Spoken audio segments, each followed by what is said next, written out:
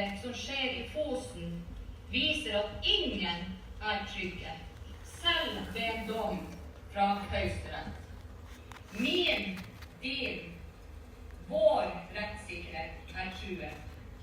Vi står ikke her kun for å vise vår støtte for Fosen-samene og til våre unge, modige aksjonister i Oslo.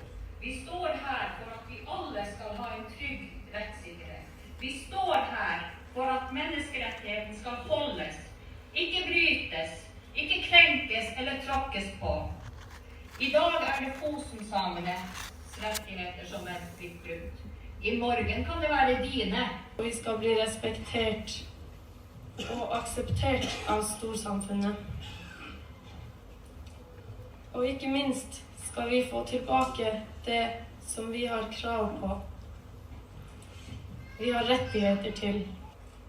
Samisk ungdom følte seg tvunget til å ty til sivil ulydighet. Begå sivil ulydighet for å bli hørt og respektert. De måtte tvinge denne saken inn til debatt. Kun ord har ingen verdi. Det er handlingen vi krever. Jeg er veldig ydmyk og glad for ungdommene, og nå nye begrepet Fosen-aktivist ble født forrige vekka.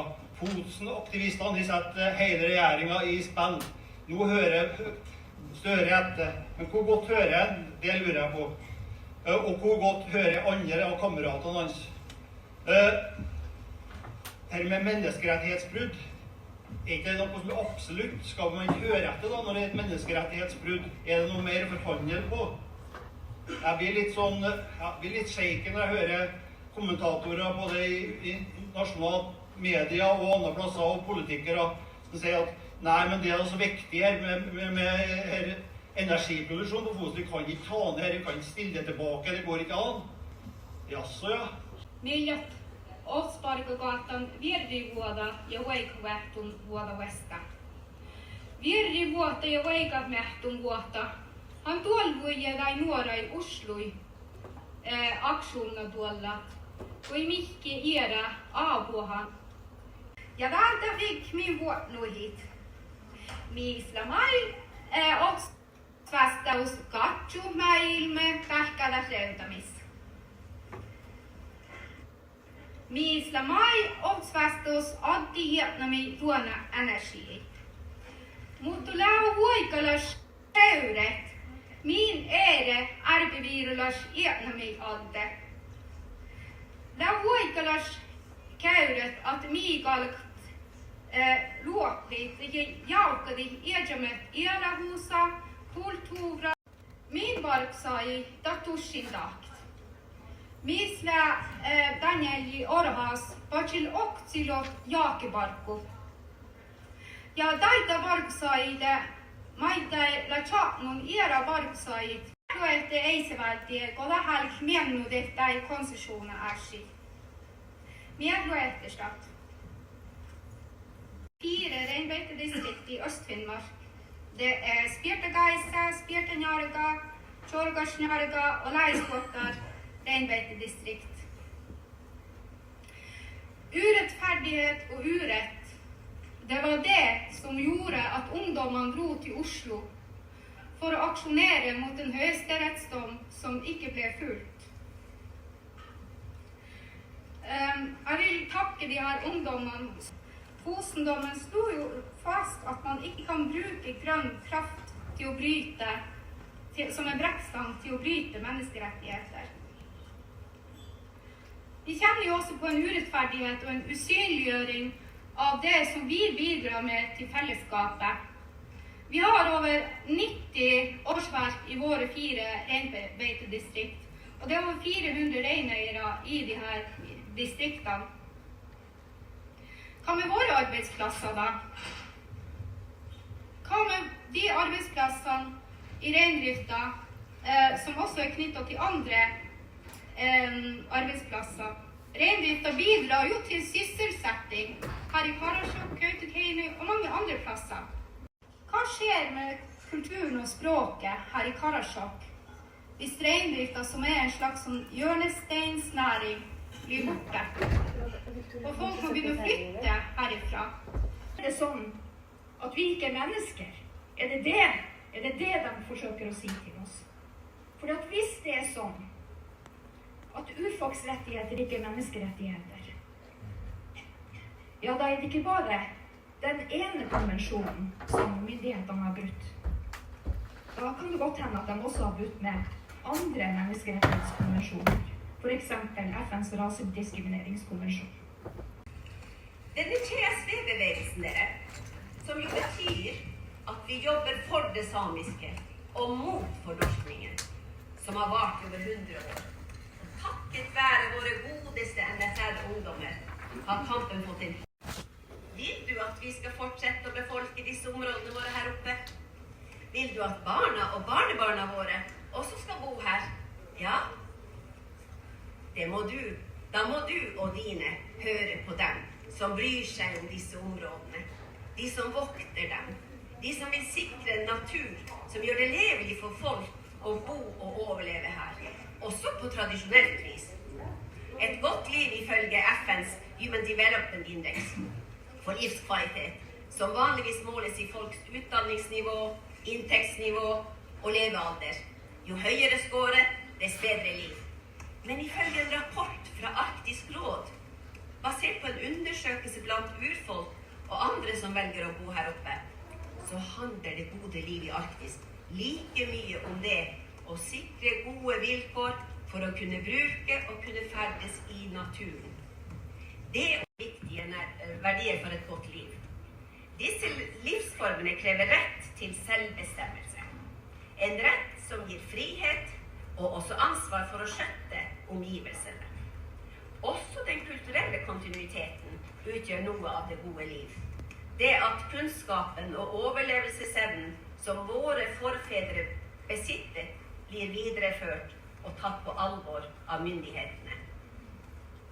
Så, kjære Støre, lytt til livskraften i vår TSV, til Ella, Elle Ristin, Elle Raune, Jonanta, Mishkal, Ida og alle dem i Sápmi som har kjempet så lenge for at dere i maktens sentrum skal lytte og utøve rettferd.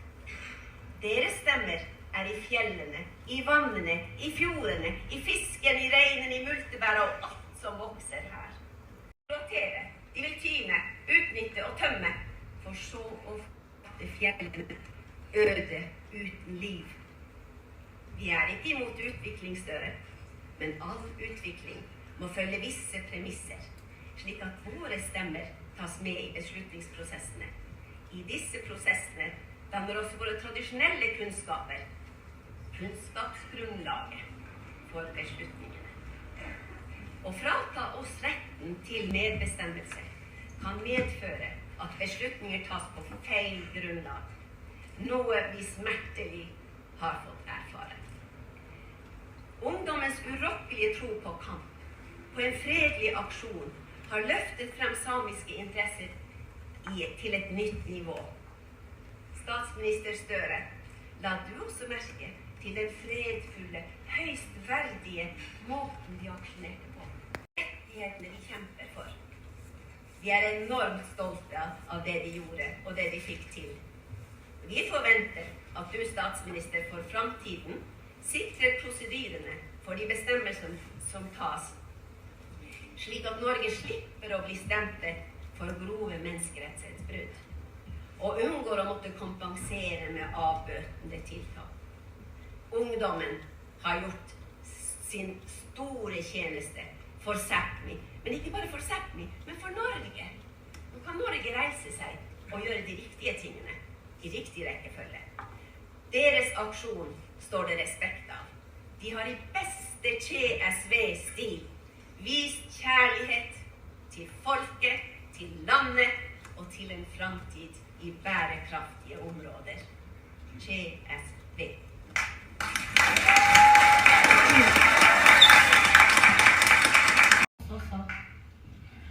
Tusen takk. Jeg heter Elle Merk Nystad, leder i NSL Mårat, og med meg så har jeg Ellerana Nækkereer, vi styremedlem i NSR Nordrett. Den 23. februar okkuperte jeg og Ellerana sammen med 17 andre menneskerettighetsforkjempere Olje- og energidepartementet i Oslo, der vi etter hvert stengte ned staten. Fra aksjonsstart 23. februar til siste aksjonsdag den 3. mars, så fikk vi se hvor mange som var villige til å bryte loven og ty til sivil ulydighet for å støtte kravene til samene på Fosen-Jarket og stå i solidaritet med dem. Foreløpige opptellinger har minst 250 mennesker aksjonert sivilt ulydig foran de ulike departementene. I tillegg har vi hatt betydelige støttespillere i Oslo som ikke har aksjonert, men de har vært utrolig viktige for aksjonen. Sunn og bærekraftig natur- og landområder er selve bærebjelken for vår kultur.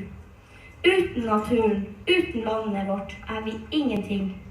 Det er derfor det er så viktig for oss å bevare det og verne det for ødeleggende inngrep og sår. Vindturbinen er langt ifra det eneste inngrepet vi i Sápmi opplever. Det skjer overalt, og det skjer i et stadig større tempo. Alle disse inngrepene i vår natur. Staten har tatt og tatt og tatt fra oss. Nå har vi ikke mer å gi. Det er nok nå. Og i 1997 sto kong Harald på talerstolen i Sametinget og ba om unnskyldning på vegne av Norge, der han sa at den norske stat er grunnlagt på territoriet til de to folk, nordmenn og samer. Videre sa han, i dag må vi beklage den urett den norske stat tidligere har påført det samiske folk gjennom en hard fornorskningspolitikk. Jonas Gahr Støre, statsministeren vår, han har ikke sagt ordentlig unnskyld til samene. Han har ikke sagt unnskyld til Fosen-samene ordentlig, som har stått i denne kampen over 20 år. Jonas Gahr Støre har sagt følgende: situasjonen på Fosen er beklagelig. Likevel er ikke en beklagelse nok. Vi venter fortsatt på handling. 514 dager nå med pågående menneskerettighetsbrudd. Vindturbinene på Fosen går fortsatt. Og vi og mine medmenneskerettighetsforkjempere, vi er klare på å enten ta oss inn på OED, aksjonere og sørge for at dere hører på oss igjen dersom vi ser at ingenting skjer. Terje Aasland snakker om å opprette god dialog for å innhente kunnskapsgrunnlag. Reindrifta på Fosen-Jarket har kunnskap, og det har de alltid hatt, hele tiden. Det er staten som sliter. Vi aksepterer ikke at regjeringen skal bruke nye 500 dager på å innhente det kunnskapsgrunnlaget som ser ut til å mangle, og at menneskerettighetsbruddet må stanses. Vi er mennesker som følger med både nasjonalt og internasjonalt på at ting blir gjort ordentlig fra nå av. Og jeg siterer til slutt min menneskerettighetsforkjemper Ella Marie Isaksen Hætta. Vi lar ikke deg, Støre, glemme det som skjedde ved Olje- og energidepartementet. Du skal huske den kraften som bor i oss. Bai verde orrot og tjæsve. Tahtominister, kuldal voikalas kievahäiti, kuldal siin. Jahkisi muisteluseille. Jahki maisi muistelit. Jahki sikkide. Amen, han tuottari, dan saamen maana kohtu. Kalema karra kereke kiekka, leikkali nasalla jo. Hei